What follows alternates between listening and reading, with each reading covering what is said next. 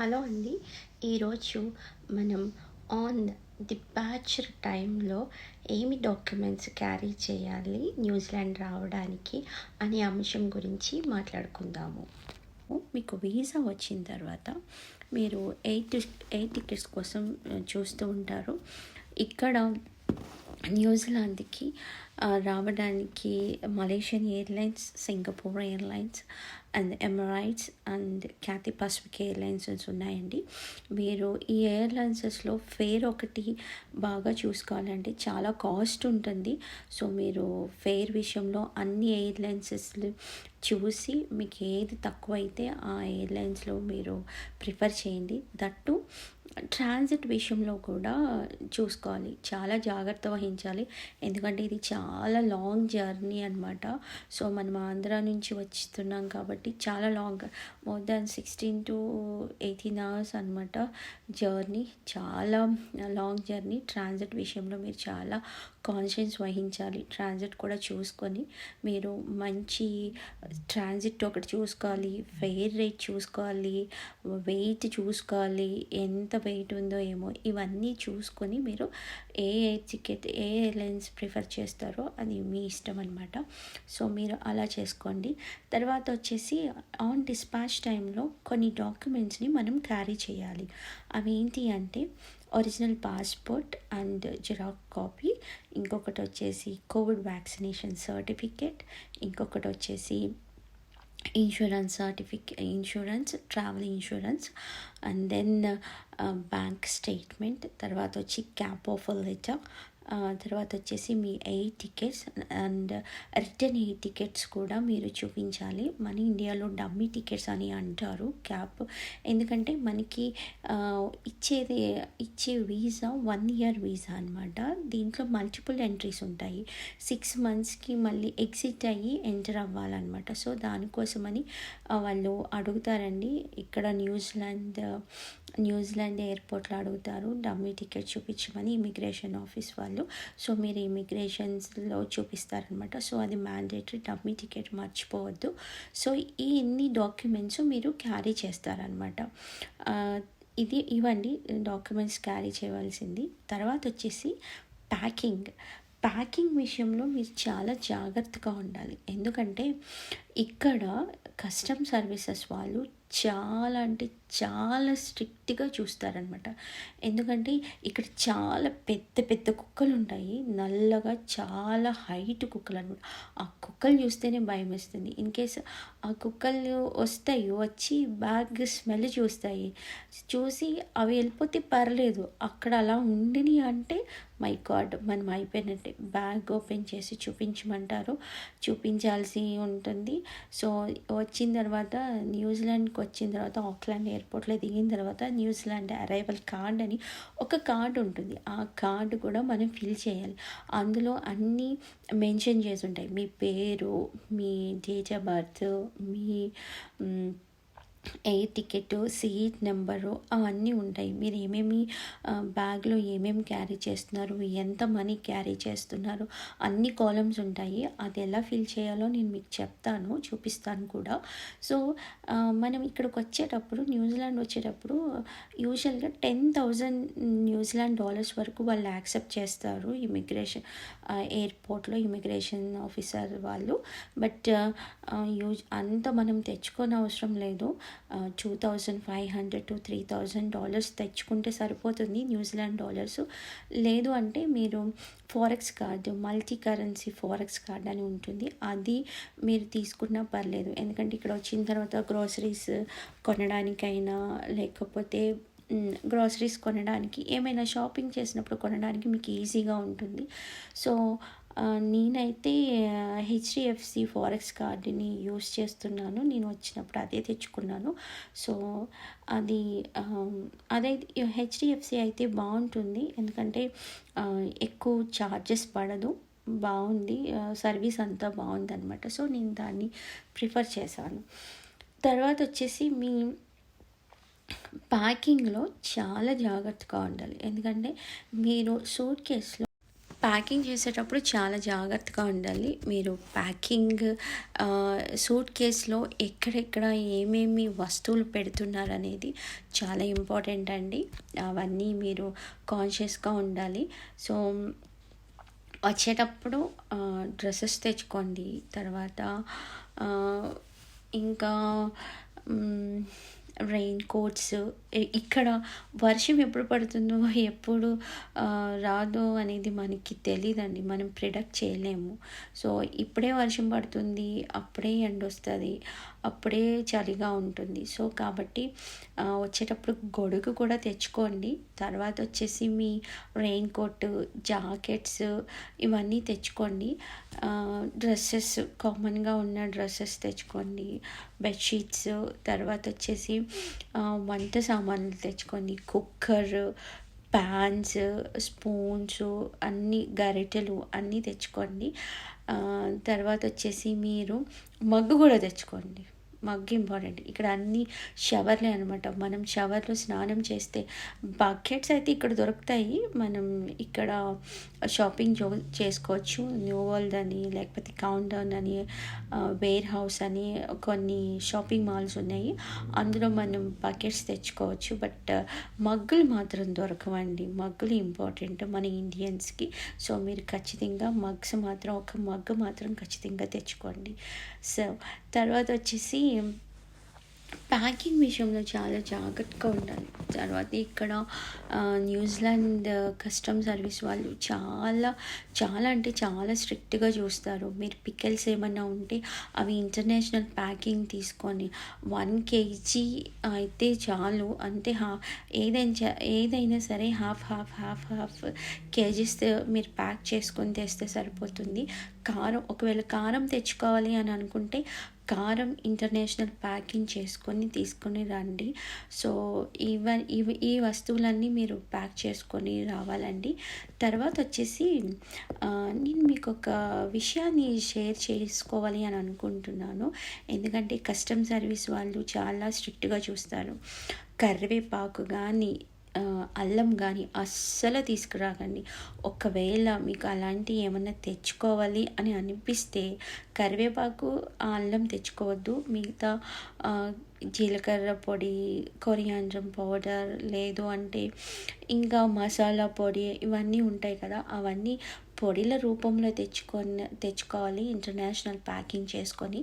లేదు అంటే కనుక చాలా స్ట్రిక్ట్గా ఉంటుంది. కస్టమ్స్ ఆఫీసర్ వాళ్ళు అడుగుతారు, ఏమేమి తెచ్చుకున్నారు ఏంటి అని చెప్పేసి అడుగుతారు. మీరు వాటన్నిటికి సమాధానం రెడీగా పెట్టుకొని ఉండాలండి. సో, మనీ విషయంలో 2000 to 3000 అంతే మించి ఎక్కువ తెచ్చుకోవద్దు. సో, ఇవన్నీ న్యూజిలాండ్కి రావడానికి ప్యాకింగ్ చేసుకునే విధానం. ఇక్కడ వచ్చిన తర్వాత న్యూజిలాండ్ అరైవల్ కార్డ్ ఎలాగ ఫిల్ చేయాలి అనేది ఇప్పుడు నేను మీకు చూపిస్తాను. ఓకే, చూసేద్దామా? ఇదండి న్యూజిలాండ్ ప్యాసింజర్ అరైవల్ కార్డ్. ఇలా ఉంటుంది. మీకు న్యూజిలాండ్ వచ్చిన తర్వాత ఈ కార్డ్ ఇమిగ్రేషన్కి ముందు ఎయిర్పోర్ట్లో ఇది మీరు ఫిల్ చేసి ఇమిగ్రేషన్కి వెళ్ళాల్సి ఉంటుందన్నమాట. సో, ఫ్లైట్ నెంబర్, మీరు ఏ ఫ్లైట్లో వస్తే ఆ ఫ్లైట్ నెంబర్ వేస్తారు, మీ seat number, overseas port where you boarded, మీరు ఎక్కడి నుంచి అయితే స్టార్ట్ అయ్యారో అక్కడి నుంచి సింగపూర్ అయితే సింగపూర్, మలేషియా అయితే మలేషియా, హాంకాంగ్ అయితే హాంకాంగ్ అక్కడ రాస్తారు. పాస్పోర్ట్ నెంబర్, మీ passport number, nationality as shown on passport. So, మన ఇండియా పాస్పోర్ట్ కాబట్టి ఇండియన్ అని రాస్తారు. మీ ఫుల్ నేము, మీ ఫస్ట్ నేమ్ రాస్తారు, మీ date of birth, country of birth. మీరు ఎక్కడ కంట్రీ ఆఫ్ బర్త్ అంటే ఇండియాలో పుట్టాం కాబట్టి ఇండియా అని రాస్తాము. ఆక్యుపేషన్ ఆర్ జాబ్ అని ఉంది, అక్కడ నర్సింగ్ అని రాయాలి. ఎందుకంటే మనం క్యాబ్ చేయడానికి వస్తున్నాం కాబట్టి నర్సింగ్ అని రాయాలి. So, full contact or residential address in న్యూజిలాండ్లో మీరు ఎక్కడైతే స్టే చేస్తారో అక్కడ అడ్రస్ రాయాలండి. మీ మెయిల్ అడ్రస్, మీ మొబైల్ నంబరు రాస్తారు. సో, ఇక్కడ 2A ఉంది కదా, answer this section if you lives in New Zealand, otherwise go to 2B అని ఉంది కదా. సో, మీరు అక్కడ అది మీరు స్కిప్ చేసేయచ్చు. సెకండ్ టు బి వచ్చేసి మీరు how long you to intended to stay in New Zealand. So మనకి వీసా ఇచ్చేసి ఒక 12 మంత్స్ 1 ఇయర్ వరకే కాబట్టి మీరు ఇక్కడ 12 మంత్స్ అని రాస్తారు. If you are not staying permanently what is your main reason for coming to New Zealand అన్న చోట మీరు ఎడ్యుకేషన్ పర్పస్ అని రాయండి, లేదు అంటే కనుక అదర్స్ అని రాసినా పర్లేదు. So which country did you last live for 12 months or more. మీరు ఎక్కడైనా ఏదైనా కంట్రీ వెళ్ళి అక్కడ మీరు స్టే చేస్తే కనుక 12 అంటే 1 ఇయర్ కన్నా ఎక్కువ స్టే చేస్తే మీరు అక్కడ మీరు ఆ కంట్రీ యొక్క పేరు రాస్తారు, state and province, zip code. మీరు ఎక్కడైతే ఉన్నారో అక్కడ జిప్ కోడ్ స్టేట్ రాస్తారు. తర్వాత వచ్చేసి list the countries you have been in during the past 30 days అని ఉన్న చోట ఇండియా అని రాస్తారు. సో ఇక్కడ ఇండియా అని మీరు రాయండి. తర్వాత 4th కాలమ్ వచ్చేసి do you know the content of your baggage. So మనకి బ్యాగేజ్లో ఏమేమి ఉన్నాయనేది మనకి తెలుసు కాబట్టి ఎస్ అని టిక్ చేయండి. 5th కాలమ్ వచ్చి are you bringing in to New Zealand అన్న చోట any foods, animals products, plants and plant products, other biosecurity risk items including అన్నీ ఉన్నాయి కాబట్టి అక్కడ అన్నీ మీరు నో అని టిక్ చేసేయండి. తర్వాత వచ్చేసి 6th column are you bringing in to New Zealand medicines. ఏమైనా మెడిసిన్స్ తీసుకొస్తే కనుక మీరు డాక్టర్తో ప్రిస్క్రైబ్ చేసిన మెడిసిన్స్ తెచ్చుకోవాలి. ఒకవేళ అలా తెస్తే కనుక మీరు ఎస్ అని టిక్ చేస్తారు, తీసుకురాలేకపోతే నో అని టిక్ చేయండి. రిస్ట్రిక్టెడ్ అండ్ ప్రొహిబిటెడ్ గూడ్స్ అనమాట. ఎగ్జాంపుల్స్ అని అక్కడ అన్నీ ఇచ్చారు. సో వెపన్స్ అవి మనం తెచ్చుకోం కాబట్టి నో అని టిక్ చేసింది. ఆల్కహాల్, టొబాకో ఇవన్నీ నో అని టిక్ చేసేస్తే సరిపోతుంది. తర్వాత వచ్చేసి లాస్ట్ క్యాష్ న్యూజిలాండ్కి 10,000. సో క్యాష్ విషయం దగ్గరకు వచ్చేసేటప్పటికి మీరు 10,000 న్యూజిలాండ్ డాలర్స్ తీసుకొస్తే ఎస్ అని టిక్ చేయండి, లేదు అంటే నో అని టిక్ చేసేయండి. 7th కాలమ్ వచ్చేసి do you hold a current New Zealand passport, residence class visa or a return resident visa if you go to 10. అక్కడ ఉన్న చోట మీరు నో అని టిక్ చేసేయండి. ఎందుకంటే మనకి రెసిడెన్స్ లేదు, ఏమీ లేదు న్యూజిలాండ్ పాస్పోర్ట్ లేదు కాబట్టి న్యూ అని టిక్ చేసేయండి. Are you a New Zealand citizen using a foreign passport, no అని టిక్ చేసేయండి. Do you hold an Australian passport, Australian permanent residence visa or Australian residence return visa if you are go to, అక్కడ మీరు no అని tick చేసేయండి. So 8th column వచ్చేసి all others. You must leave New Zealand before expiry of your visa or face deportation అని ఉంది కదా, అక్కడ మీరు నో అని టిక్ చేసేయండి. తర్వాత వచ్చేసి సెలెక్ట్ వన్స్ అని ఉంది, hold temporary entry class visa, అక్కడ ఎస్ అని టిక్ చేయండి. Or I do not hold a visa and then applying for visitor visa on arrival అని ఉన్నది, అక్కడ ఎస్ అని టిక్ చేసేయండి. 9th కాలమ్ వచ్చేసి have you ever been sentenced on to 12 months or more in prison or been deported, removed or excluded from any country at any time అని ఉంటే మనం ఎలాగో ప్రిజన్ డిపార్ట్మెంట్లో లేము, ఏమి క్రిమినల్స్ అదేమీ లేదు కాబట్టి మీరు నో అని టిక్ చేసేయండి ఆ కాలం వచ్చేసి. తర్వాత వచ్చేసి 10th కాలం. 10th కాలంలో మీకు what countries you have visited in past 14 days. మీరు ఎప్పుడైనా ఏదైనా కంట్రీలో పాస్ట్ 14 daysలో ఉన్నారా లేదో అనేది దాని గురించి అడుగుతున్నారు. సో మీరు ఇండియాలోనే ఉంటారు కాబట్టి ఇండియా అని రాయండి. తర్వాత వచ్చేసి 11th కాలం అనమాట. Have you been in close contact with a person who has been diagnosed with the COVID-19 in the past 14 days, no అని టిక్ చేయండి. తర్వాత వచ్చేసి 12th column, have you had any of the following symptoms in the past 14 days, cough, a sore throat, a high temperature, sneezing and a runny nose, shortness of breath, temporary loss of smell అని ఉంది కదా, అవన్నీ మీరు no అని tick చేసేయండి. Have you been tested for COVID-19? If no, go to 17 అని ఉంది. No అని చెప్పిన తర్వాత మీరు నో అని టిక్ చేసేయండి. తర్వాత have you received result from the test అని ఉంది కదా, అంటే మనం కోవిడ్ టెస్ట్ చేస్తే ఎస్ అని టిక్ చేయండి. లేదు అంటే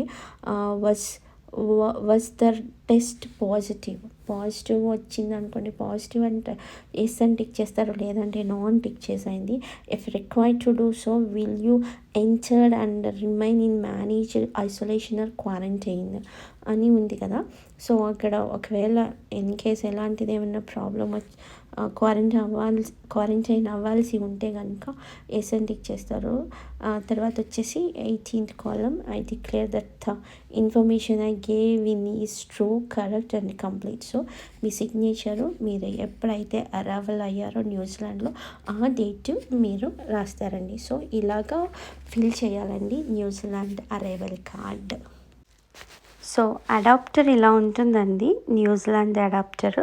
ఇది ఇలాగా తీసుకోవాలి, ఎందుకంటే ఇక్కడ సాకెట్స్ అనేది డిఫరెంట్గా ఉంటుంది. సో మనకి ఇది ఎలక్ట్రికల్ షాప్లో దొరుకుతుంది అనమాట. న్యూజిలాండ్ అడాప్టర్ అంటే వాళ్ళే ఇస్తారు. ఇది ఇలా ఉంటుందండి, పిన్స్ ఇలా ఉంటాయి అన్నమాట. సో మీరు ఇలాంటి పిన్నే మీరు తెచ్చుకోవాలి, ఎందుకంటే మనకు ల్యాప్టాప్ కానీ ఫోన్ కానీ ఛార్జింగ్ పెట్టుకోవాలంటే ఇది ఖచ్చితంగా ఉండాలండి న్యూజిలాండ్లో. సో మీరు వచ్చేటప్పుడు ఇది కూడా తెచ్చుకోండి. అమ్మాయిలకి నేను ఒక విషయం చెప్పాలనుకుంటున్నాను. అమ్మాయిలు మీరు వచ్చేటప్పుడు హెయిర్ని స్ట్రైట్నింగ్ చేసేసుకొని దానికి కెరాటిన్, తర్వాత వచ్చేసి బ్లో డ్రైలు ఇవన్నీ చేసుకొని వస్తారేమో, అవన్నీ చేసుకుని రావద్దు. అనవసరంగా మీ జుట్టుని పాడు చేసుకోవద్దు. మంచిగా హెయిర్ కట్ చేసుకొని మంచిగా మెయింటైన్ చేసుకుని వస్తే చాలు. మిగతా ఈ హెయిర్ డ్రైలు, హెయిర్ బ్లో డ్రైస్, కెరాటిన్లు, స్ట్రైటనింగ్లు ఇవేం చేసుకుని రావద్దు అమ్మాయిలు. సో ఇది నా సజెషను. తర్వాత వచ్చేసి నేను మీకు ఒక విషయాన్ని షేర్ చేసుకోవాలనుకుంటున్నాను. ప్యాకింగ్ విషయంలో ఎందుకు ఇన్నిసార్లు చెప్తున్నానంటే, ప్యాకింగ్ విషయంలో చాలా జాగ్రత్తగా ఉండాలి. ఇక్కడ కస్టమ్ సర్వీస్ వాళ్ళు చాలా స్ట్రిక్ట్గా ఉంటారు. నేను మీకు ఒక విషయాన్ని చెప్తాను, షేర్ చేస్తాను. చాలా సంవత్సరాల క్రితం క్రికెటర్స్ వచ్చారు ఇక్కడ, మన ఇండియన్ క్రికెట్ ఆడడానికి. హర్భజన్ సింగ్, తర్వాత వచ్చేసి వాళ్ళ టీం అంతా వచ్చారు. అయితే హర్భజన్ సింగ్ని పట్టుకొని వాళ్ళు చెక్ చేస్తే ఆయన షూలో మట్టి ఉండిపోతే దాంట్లో ఏం లేదు. బట్ వీళ్ళకి భయం అనమాట. ఈ కంట్రీలో ఒక్క పురుగు, పాములు కానీ తేలు కానీ ఏ విషపూరితమైన ప్రాణి ఉండదండి ఇక్కడ. సో అందుకని వీళ్ళకి భయం అనమాట. క్రీచర్స్ వస్తే వాళ్ళ కంట్రీకి పేరు పోతుంది అని చెప్పేసి వాళ్ళు చాలా స్ట్రిక్ట్గా చూస్తారు. సో ఆయనకి హర్భజన్ సింగ్కి $200 న్యూజిలాండ్ ఫైన్ వేసేసారు. హర్భజన్ సింగ్ గారికి చాలా కోపం వచ్చింది కూడా. సో కాబట్టి నేను అందుకే చెప్తున్నాను, మీరు ప్యాకింగ్ విషయంలో చాలా కేర్ఫుల్గా ఉండాలి. అన్నీ ఏమైనా తెచ్చుకోవాలి అనుకుంటే అన్నీ ఇంటర్నేషనల్ ప్యాకింగ్. పికిల్స్, మనం ఇండియన్స్ కదా, పికిల్స్ లేకుండా మనం తినలేము. కాబట్టి మీరు పికిల్స్ అన్నీ ఇంటర్నేషనల్ ప్యాకింగ్ చేసుకుని ఉంటే మంచిదని నా ఒపీనియన్. చాలా జాగ్రత్తగా రావాలి, అన్నీ చాలా స్ట్రిక్ట్గా చూస్తారు. ఈ న్యూజిలాండ్ ప్యాసింజర్ అరైవల్ కార్డు ఉంది, ఆ కార్డుని మీరు చాలా జాగ్రత్తగా ఫిల్ చేయాలన్నమాట. నేను చూపించాను కదా. సో మీకు ఏమైనా డౌట్ వస్తే పక్కనున్న వాళ్ళని అడిగి అయినా మీరు రాయొచ్చు. అలాంటివి లేకుండా ఉండాలని చెప్పి నేను మీకు షేర్ చేస్తున్నాను ఇవన్నీ. సో న్యూజిలాండ్ చాలా బ్యూటిఫుల్ కంట్రీ, బట్ ఇమిగ్రేషన్లో, ఎయిర్పోర్ట్లో చాలా స్ట్రిక్ట్గా ఉంటారు. సో మీరు చాలా జాగ్రత్తగా ఉండండి. ఏమైనా క్వశ్చన్ అడిగితే భయపడకుండా స్ట్రైట్గా కాన్ఫిడెంట్గా మీరు సమాధానం చెప్తే చాలు. బట్ చాలా మనకి వీళ్ళు చాలా రెస్పెక్ట్ ఇస్తారనమాట. సో, ఆ రెస్పెక్ట్ చూస్తే మీకే భయమేస్తది. అమ్మ! ఇంత రెస్పెక్ట్ ఇస్తున్నారా అని అనిపిస్తుంది.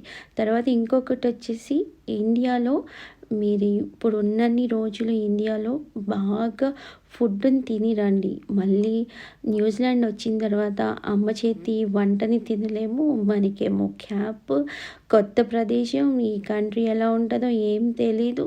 సో, మనం ఈ టెన్షన్‌లో ఉంటాం కాబట్టి తినడానికి అంత టైం కూడా ఉండదు. ఆకలేస్తా ఉంటది. సో, మనమే వండుకొని మనమే తినాలి.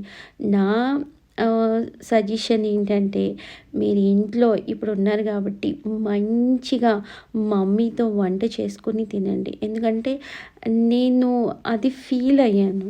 ఎప్పుడైతే నేను ఇండియా నుంచి బయటకు వచ్చేసానో అప్పుడు అన్నం యొక్క విలువ తెలిసింది. అట్ ద సేమ్ టైమ్ అమ్మ యొక్క ప్రేమ కూడా నాకు తెలిసింది. ఎందుకంటే ఇంట్లో మమ్మీ వాళ్ళు తినమ్మా తినమ్మా అని వెనకాల పడుతూ ఉంటారు. అప్పుడు మనం ఇగ్నోర్ చేస్తాం.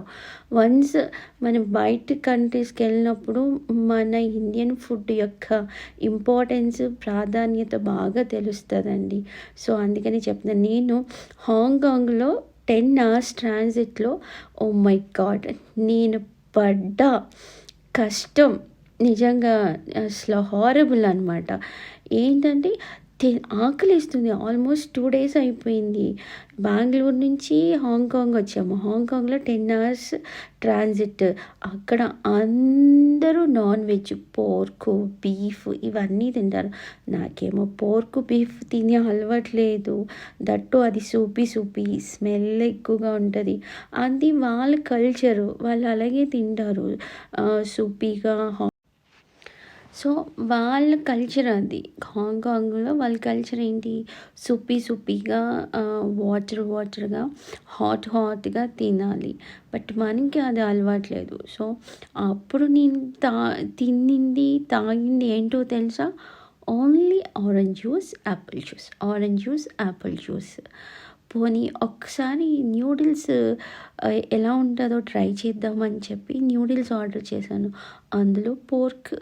నాకు అస్సలు అలవాటు లేదు. చాలా కష్టం అనుభవించాను. సో, అందుకే మీకు ఇప్పుడు చెప్తున్నాను. ఫుడ్‌ని మంచిగా ఎంజాయ్ చేసి 100 సంవత్సరాలకి సరిపడా ఫుడ్‌ని, టేస్ట్‌ని బాగా ఎంజాయ్ చేసి మీరు న్యూజిలాండ్‌కి వచ్చేయండి. ఇవండి న్యూజిలాండ్‌కి వచ్చేటప్పుడు తీసుకోవాల్సిన జాగ్రత్తలు. సో, ఇంకొక టాపిక్‌తో నేను మీ ముందుంటాను. అప్పటి వరకు స్టే ట్యూన్. బాయ్.